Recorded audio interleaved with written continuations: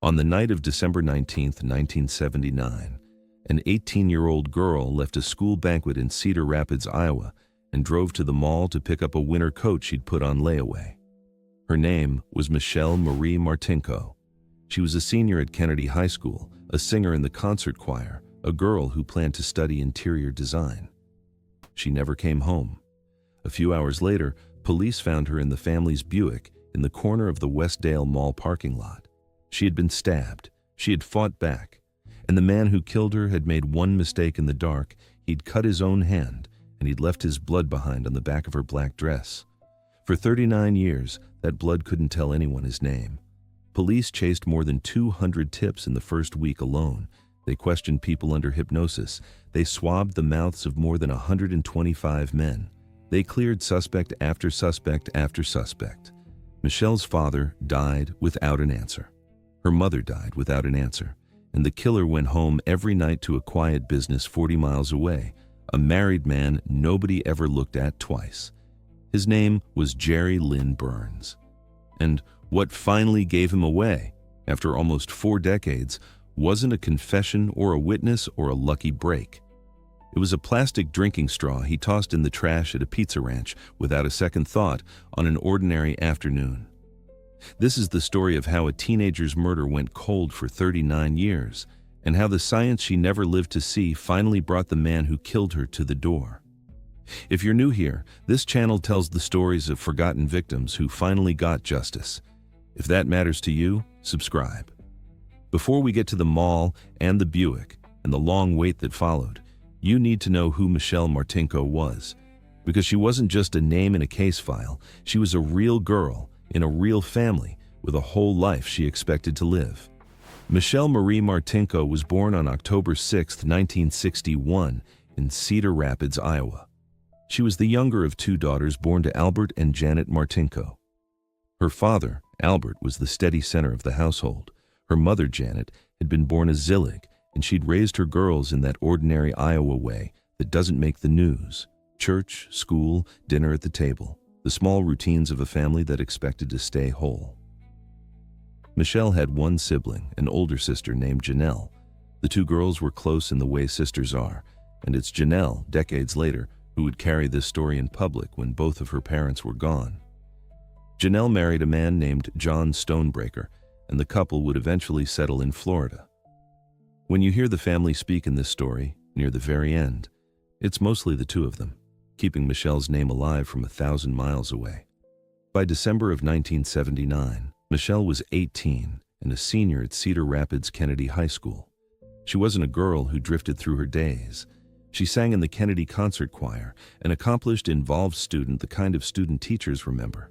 She had a plan for her life, and it was a specific one.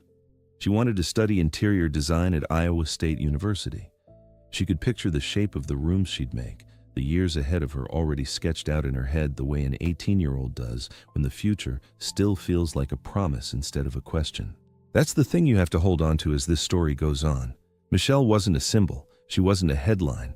She was a specific person with a specific dream, 4 days of ordinary December in front of her before Christmas break. She had a coat on layaway. That detail matters, and it's going to break your heart a little, so hold it. Somewhere at the Westdale Mall that month, there was a winter coat with Michelle's name on it, paid down piece by piece, waiting for her to come finish the purchase and take it home. An ordinary errand. The most ordinary errand in the world. On the evening of December 19th, 1979, a Wednesday, Michelle went to a school event. The Kennedy Concert Choir held its banquet that night at the Sheraton Inn in Cedar Rapids. It was exactly the sort of night that made up her life then. Her friends, her choir, a nice dinner out before the holidays. When the banquet wound down, Michelle didn't go straight home. She had that errand to run. She got behind the wheel of the family car, a 1972 Buick Electra, a big tan and green sedan, and she drove alone to the Westdale Mall to finish paying off the coat. She told her family she wouldn't be long. Think about how normal that is. A teenager driving herself to the mall on a weeknight in December, the parking lot full of other people doing the same last errands before Christmas. There was nothing about that drive that should have been dangerous. Westdale Mall wasn't a dark alley. It was the safest, most public, most ordinary place in her whole world.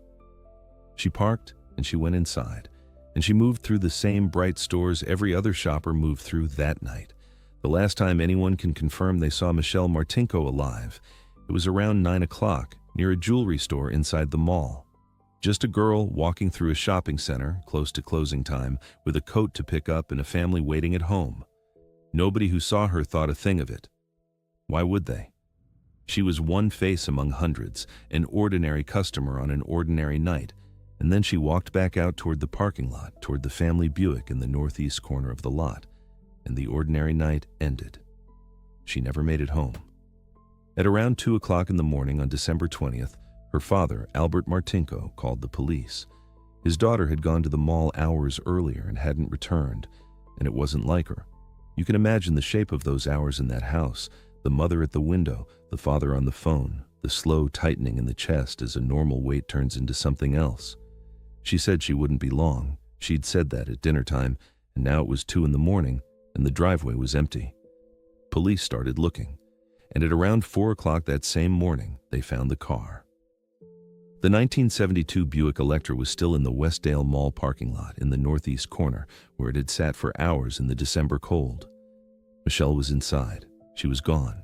She had been stabbed 29 times in the face, the neck, and the chest. I'm going to state that plainly once, and then I'm going to leave it there, because she deserves that. She had wounds on her hands too, the kind investigators call defensive wounds.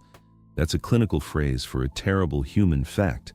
In the last minutes of her life, Michelle Martinko fought. She fought hard against someone stronger in the front seat of her own family's car, and she didn't stop fighting. Whoever did this hadn't come to rob her.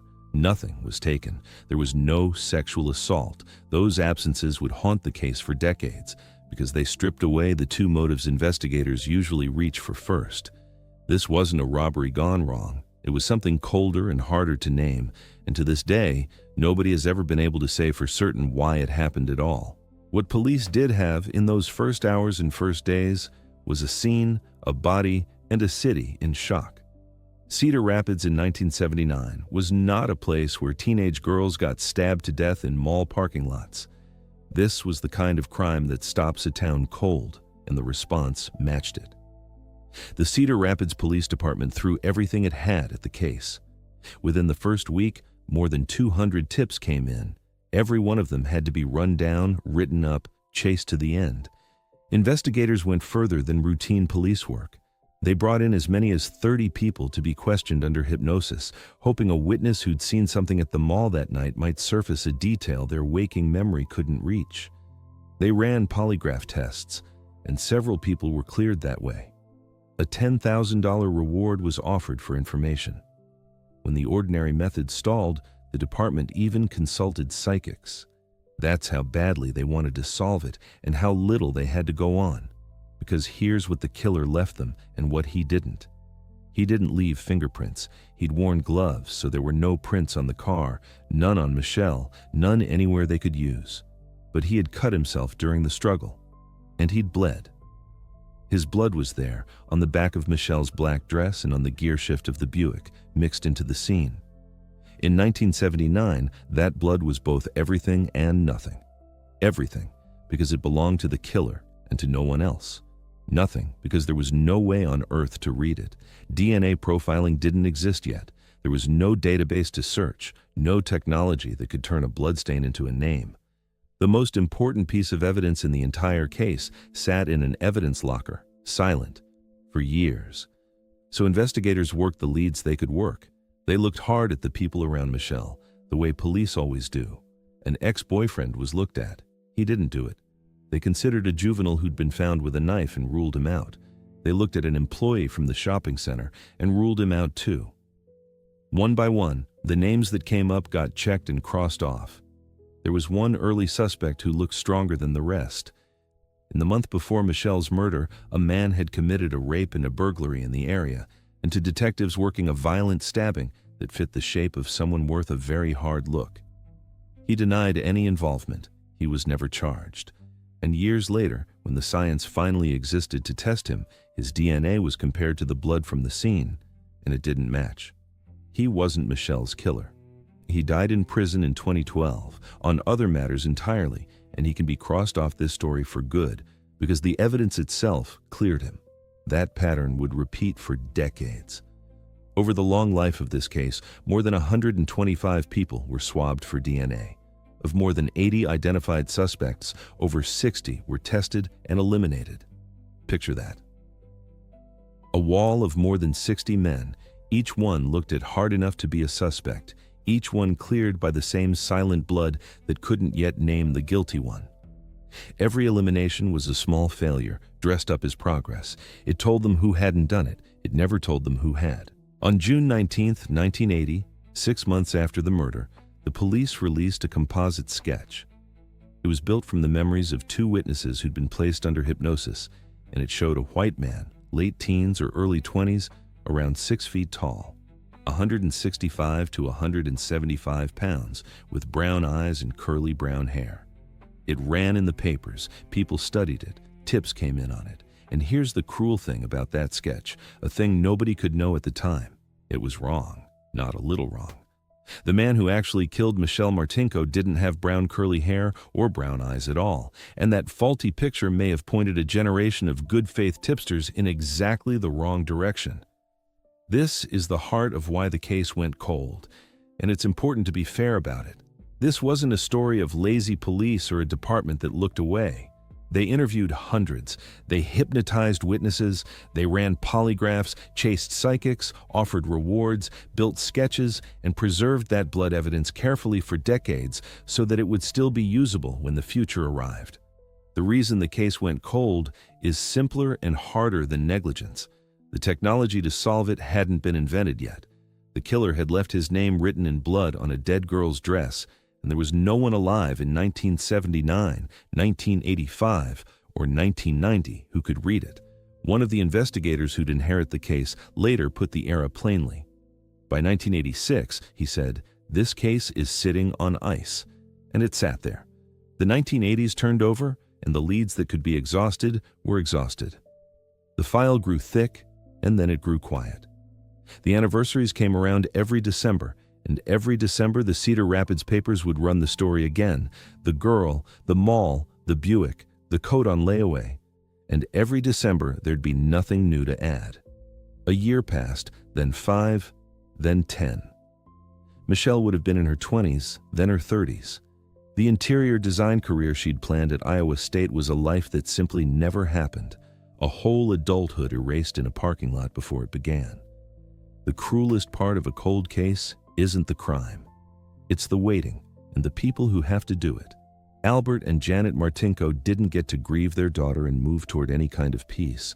They got to grieve her and wait year after year for an answer that never came. They lived inside a question that had no bottom, and they ran out of time. In 1995, Albert Martinko died. 16 years after his daughter was murdered, the father who'd called the police at 2 a.m. went to his grave without ever learning who did it or why.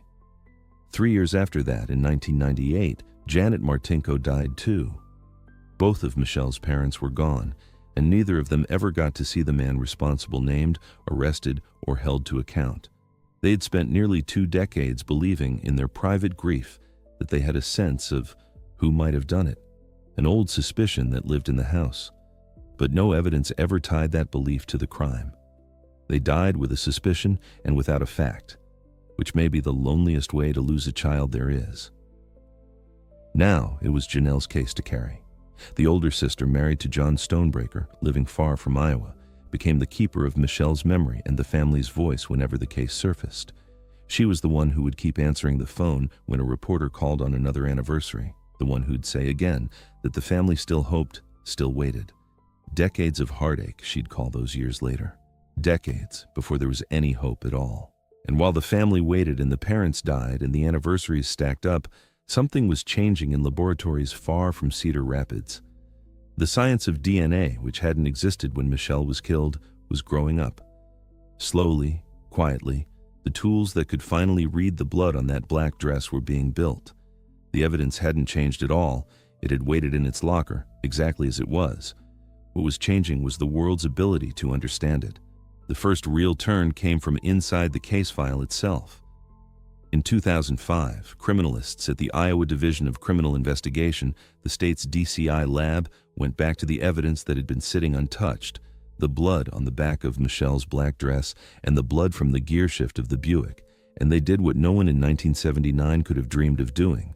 They built a DNA profile from it, a complete genetic fingerprint of the man who bled at the scene. After 26 years, the killer finally had an identity, even if that identity was still just a string of markers with no name attached. Part of why it happened when it did comes down to one investigator's stubbornness. A Cedar Rapids cold case investigator named Doug Larison went back through the Martinko file and found something that must have made his stomach drop. Blood scrapings from the case had been submitted for testing years earlier and then never followed up on. The thread had simply been dropped. Larison picked it back up. He drove the DNA retesting forward, and he built what he called a master plan around it, a plan to start collecting comparison DNA from suspects and measuring them against the profile the lab had finally produced. In October of 2006, the Cedar Rapids Police Department went public with it. For the first time, they announced they had the killer's DNA profile in hand, and the number they could attach to it was staggering. The odds that some other unrelated person would happen to share that exact genetic profile were less than 1 in 100 billion. There are only about 8 billion people on the whole planet. This wasn't a partial print or a shaky eyewitness memory. This was as close to a certainty as forensic science gets. Whoever left that blood, and only that person, was Michelle Martinko's killer. So they entered the profile into CODIS, the Combined DNA Index System, the national database that holds genetic profiles from convicted offenders and arrestees across the country. And this is the part every viewer needs to understand, because it's the pivot the whole case turns on. CODIS only works if the person you're looking for is already in it. When a violent offender is convicted, or in many states simply arrested, a sample of their DNA gets uploaded into that database. So when police enter a crime scene profile, the computer compares it against millions of known offenders, and if the guilty man is among them, it lights up with a match. If this case is getting under your skin the way it should, subscribe. They ran the Martinko profile against CODIS, and nothing came back. No match. They ran it again. Still nothing. Year after year, from 2006 onward, the profile sat in the national database, checked and rechecked against every new offender who got added, and year after year the answer was the same. No match, no match, no match. For about 12 years, that search came up empty. There was only one real explanation for that silence, and it's chilling in its own quiet way. The man who killed Michelle Martinko had never committed the kind of crime that would put his DNA into the system. He hadn't been convicted of a felony in a state that swabbed offenders. He hadn't been arrested in a way that took his sample. In the whole national database of the guilty, he simply wasn't there. He wasn't a career criminal hiding among other criminals. He was on paper a nobody, an ordinary man living an ordinary life, and his very ordinariness was the thing protecting him. The perfect profile pointed at a ghost the database had never met. In 2015, the case changed hands one more time, and this handoff carries a weight that's hard to overstate.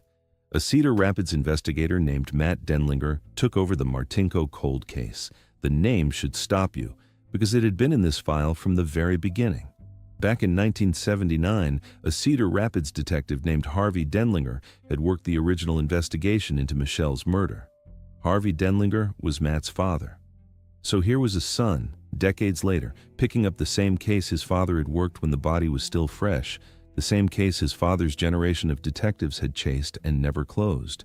Whether or not Matt Denlinger set out to finish what his father started, that's exactly the shape the story was about to take. But even the most dedicated investigator was stuck against the same wall. The DNA was perfect. The database was empty. As long as the only tool was CODIS, and as long as the killer stayed out of CODIS, the case could stay frozen forever. What Denlinger needed wasn't more police work in the old sense. He didn't need to knock on more doors or run down more tips on that faulty 1980s sketch. He needed the world's technology to take one more leap, from reading a profile to finding its family. And right at that moment, in laboratories across the country, that exact leap was being made. The science that would finally crack the Martinko case came in 2 stages, and the first stage was almost like something out of science fiction. In May of 2017, investigators turned to a company called Parabon Nanolabs, based in Reston, Virginia, and to a technique called DNA phenotyping, marketed under the name Snapshot. Here's what that means, in plain terms. Your DNA doesn't just tell an expert whether 2 samples match. It carries the instructions for how you're built, and buried in those instructions are the genes that decide things like the color of your hair, the color of your eyes, the shape of your face, the shade of your skin. Phenotyping reads those genes from a crime scene sample and predicts what the person probably looks like.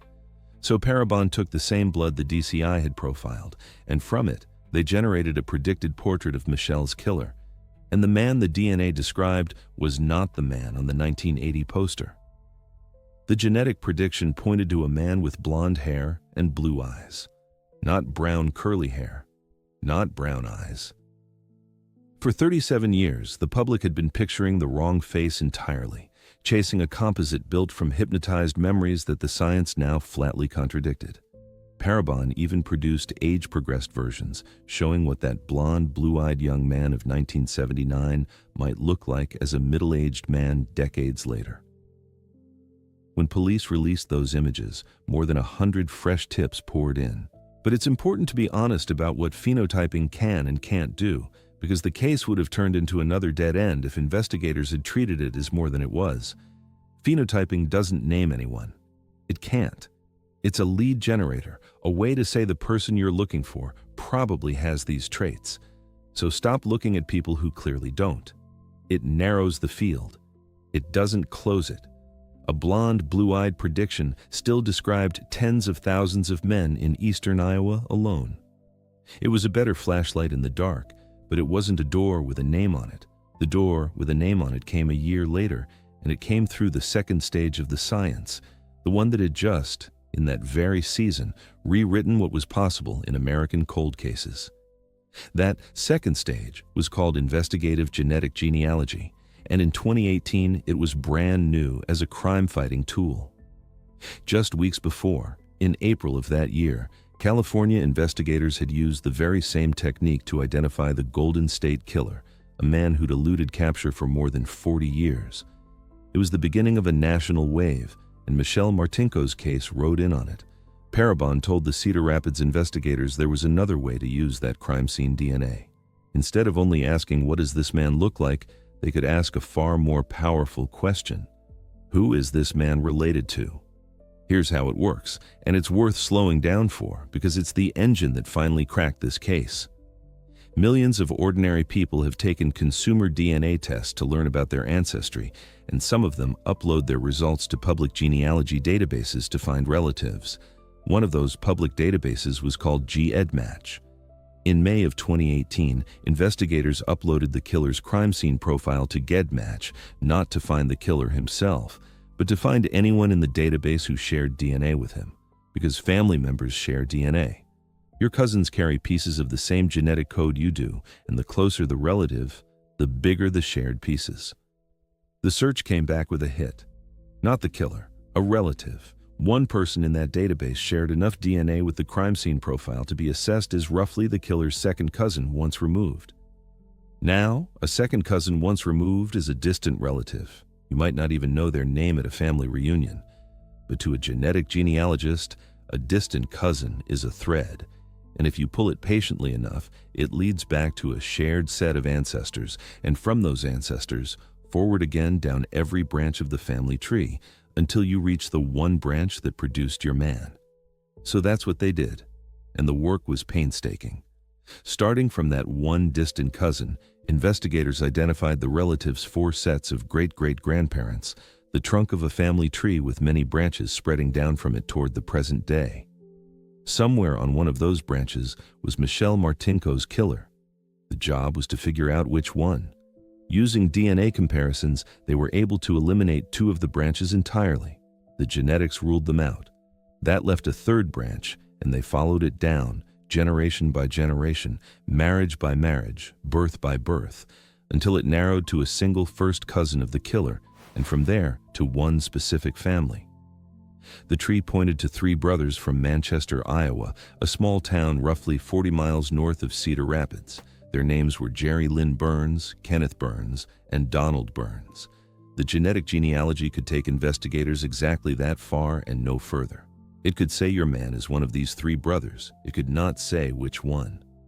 All three shared the same recent ancestry, the same corner of the family tree. To go from a family of three to a single guilty man, the science had to hand the case back to old-fashioned police work with a new-fashioned twist. Because here's the thing about DNA, you leave it everywhere you go. On the rim of a cup, on a fork, on the filter of a cigarette, on anything your mouth touches and then you throw away. Investigators didn't need the brothers' permission, and they didn't want to tip them off. They just needed to catch each man discarding something he'd touched with his mouth, collect it after he walked away, and test it against the blood from Michelle's dress. They started eliminating. For one of the brothers, Kenneth, investigators watched and waited until he discarded a drinking straw at a golf course clubhouse, and they collected it. They tested the DNA on it against the crime scene profile. It didn't match. Kenneth was not the man. For the other brother, Donald, they recovered a toothbrush from his garbage, tested the DNA, and got the same answer. No match. Donald wasn't the man either. Two brothers down. Two innocent men, quietly cleared by their own discarded trash, never accused, never dragged through it. And that left exactly one brother of the three whose DNA had not yet been tested. Jerry Lynn Burns. Jerry Lynn Burns was born on December 23, 1953. By 2018, he was in his mid-60s, a married man, a businessman who ran a powder coating operation in Manchester, Iowa. He had been living roughly 40 miles from Cedar Rapids the entire time. For 39 years, while more than 125 men were swabbed and more than 60 suspects were cleared and 2 grieving parents went to their graves, Jerry Lynn Burns had gone quietly about his life up the road, a man nobody in the investigation had ever had a reason to look at. He wasn't in Codice, because he'd never been convicted of the kind of crime that lands you there. The family tree had done what 40 years of tips never could. It had walked right up to his front door.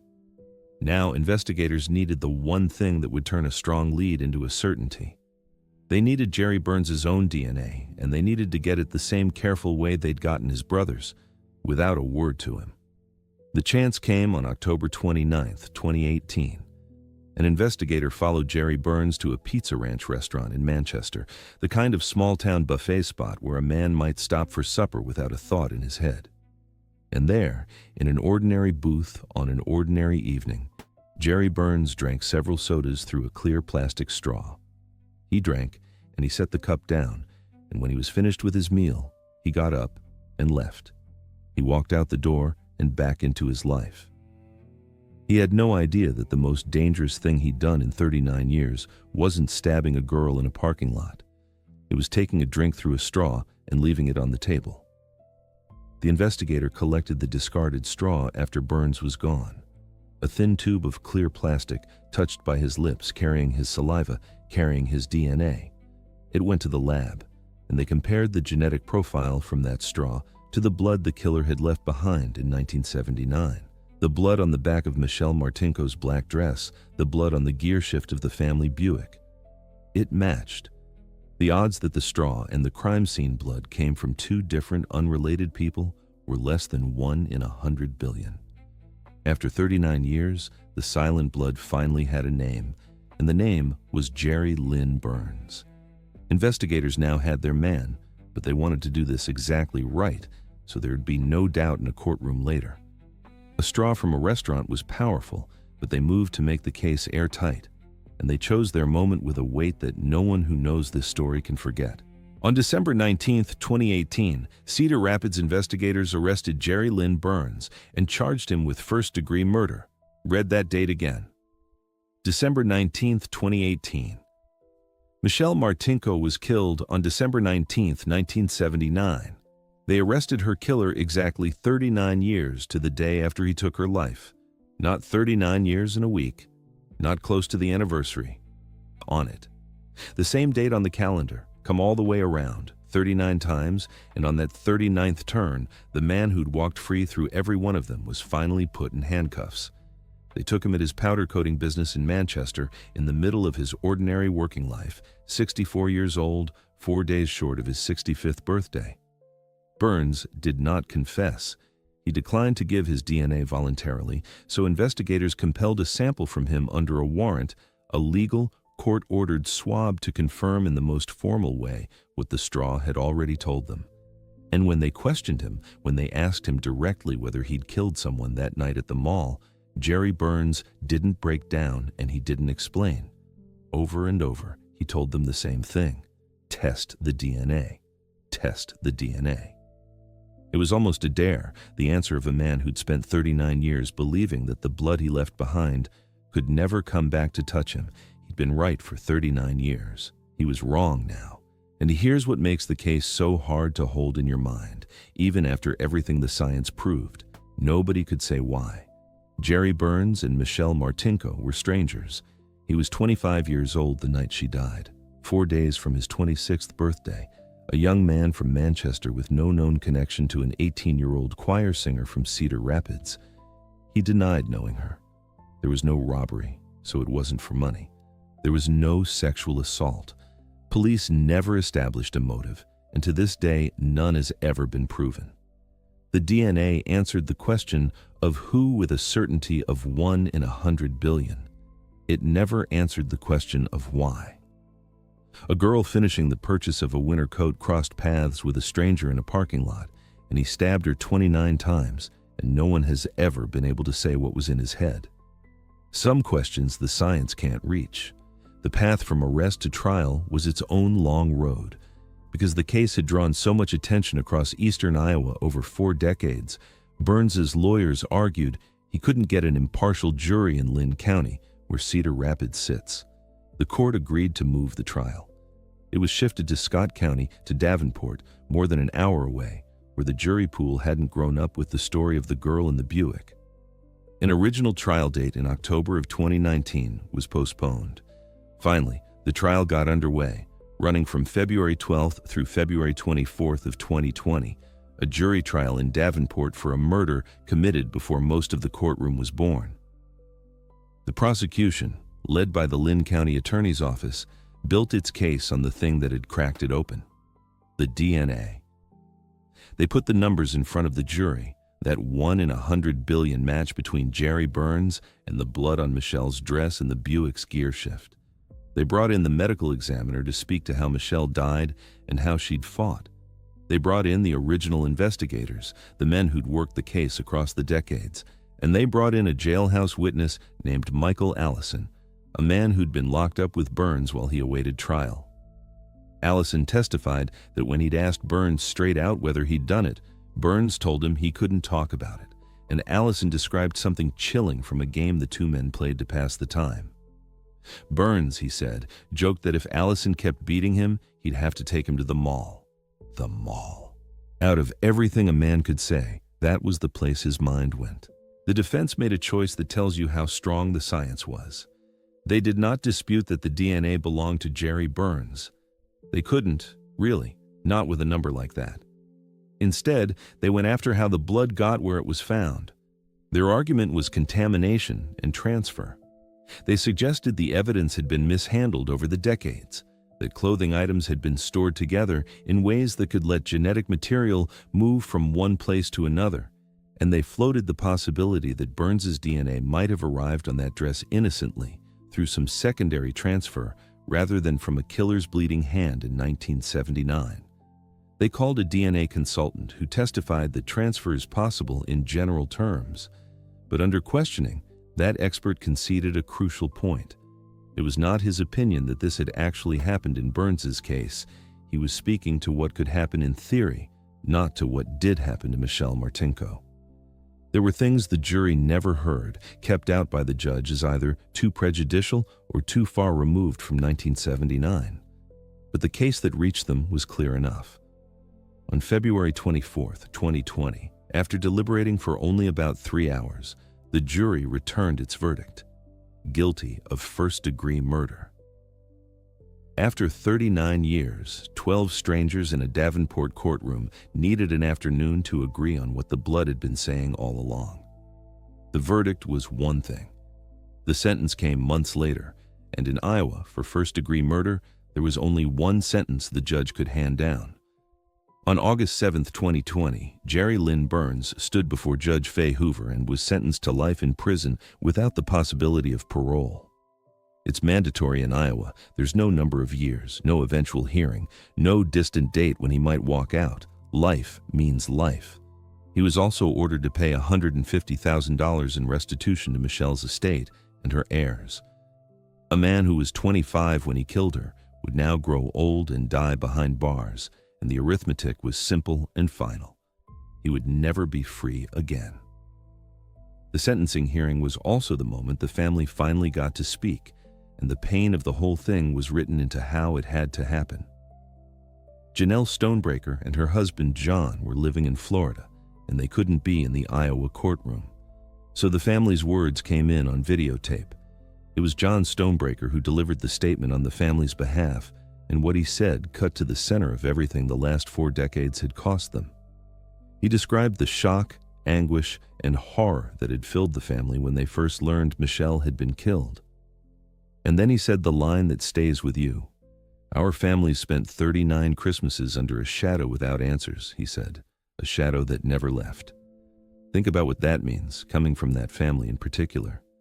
Michelle was killed on December 19th, 6 days before Christmas. So the anniversary of her death and the holiday were bound together forever, every single year. 39 times, the Martinko and Stonebreaker families sat down to Christmas in the shadow of a murder with no name attached to it. Albert and Janet lived and died inside that shadow. Janelle carried it into her own middle age. And even now, with a conviction in hand, John Stonebreaker didn't describe relief so much as the sheer, exhausting length of the weight. A shadow that never left. That's the true cost of a cold case, and no verdict fully lifts it. Jerry Burns was sent to the Anamosa State Penitentiary in Iowa to begin serving his life sentence. And the man who had told investigators to test the DNA, who had bet 39 years of freedom on the belief that his blood could never find him, was not finished fighting. He appealed. His appeal didn't argue that the DNA was wrong. It couldn't. Instead, it went after how investigators had gotten his DNA in the first place. His lawyers argued that when police collected that discarded straw from the pizza ranch without a warrant, they'd violated his rights against unreasonable search and seizure under both the Fourth Amendment of the United States Constitution and the Iowa Constitution. It was a serious legal question, and it went all the way up. The Iowa Supreme Court heard oral arguments on September 30th, 2022.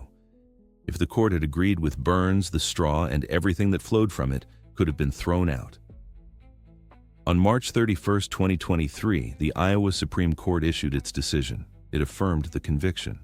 The court held that Jerry Burns had no reasonable expectation of privacy in a straw he'd voluntarily abandoned in the trash. When you throw something away in a public restaurant and walk out, you've given it up, and the police are free to collect it. The straw was lawful evidence. The conviction stood. It stands today.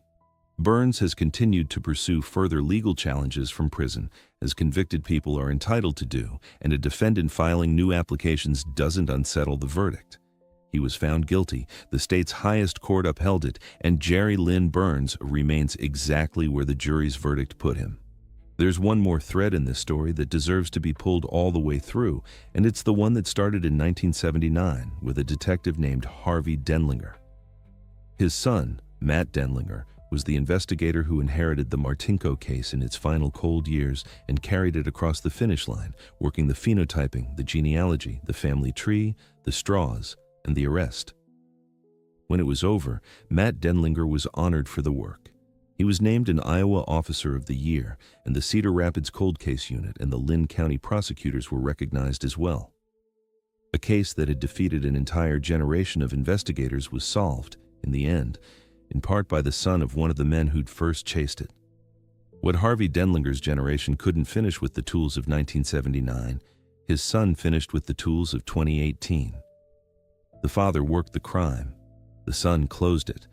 2 generations of one family, on opposite ends of the same 39-year wait. And the wave that carried Michelle's case to its answer didn't stop at Cedar Rapids.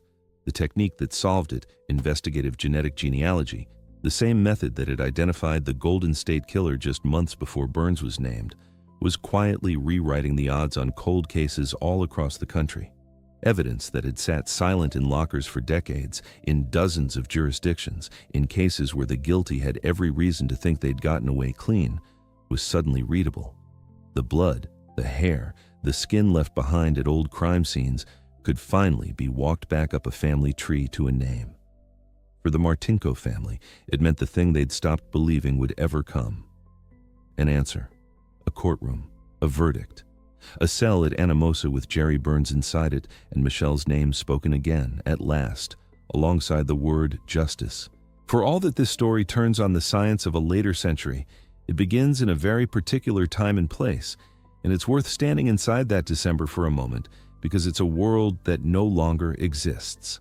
Cedar Rapids, Iowa, in 1979 was a mid-sized Midwestern city getting ready for Christmas, and the center of that ritual was the shopping mall.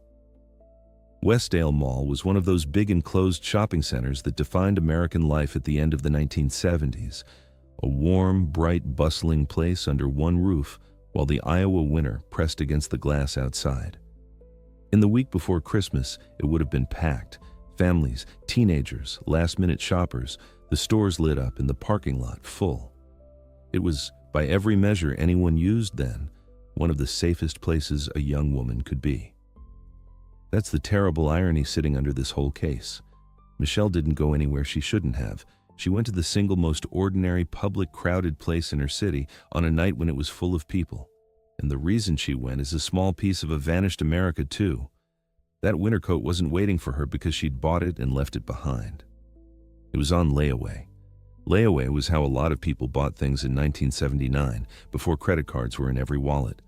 You'd pick out what you wanted, the store would set it aside and hold it for you in the back, and you'd come in and pay it down a little at a time, week by week, until it was yours. It was patient money, the way working families managed a bigger purchase without going into debt.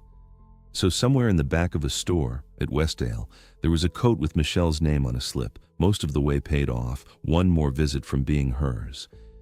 That's the errand that killed her. Not a party, not a stranger's car, not some reckless midnight adventure.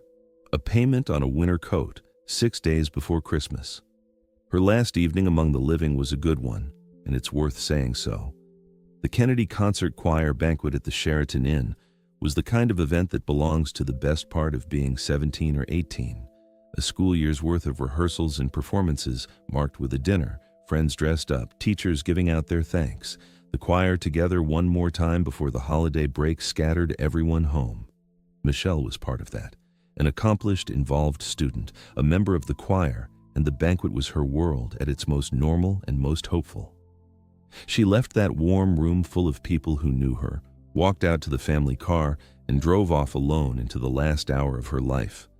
The car itself tells you something about the family.